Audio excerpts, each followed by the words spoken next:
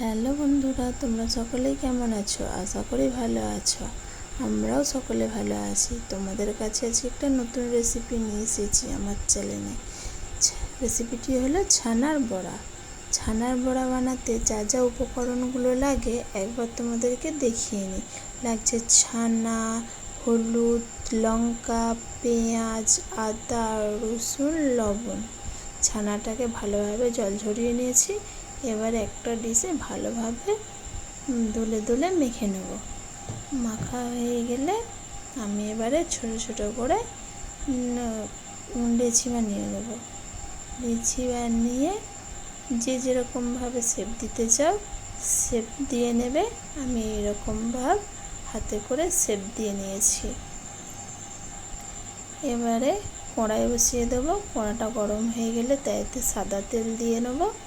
সাদা তেলটা গরম হয়ে গেলে ছানার বড়াগুলো সাবধানে আস্তে আস্তে করে একটা একটা করে তেলের মধ্যে ছেড়ে দিয়ে উল্টে পাল্টে ভেজে নেব। ছানাগুলো তো নরম, তাই জন্য সাবধানে উল্টাতে হবে। এইভাবে আমি ভেজে নেব ছানার বড়াগুলো।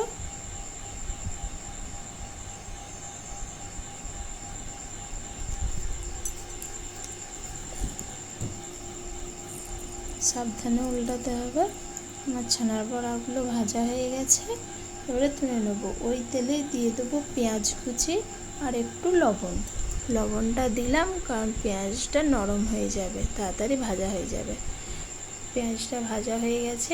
এর মধ্যে দেবো আদা বাটা, রসুন বাটা দিয়ে ভালোভাবে নেড়ে চেড়ে নেবো।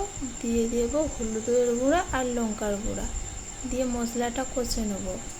মশলাটা কষানো হয়ে গেছে। এর মধ্যে একটু পরিমাণ মতো জল দিয়ে নেব। জল দিয়ে ফুটে এলে ভেজে রাখা বড়াগুলো দিয়ে দেব।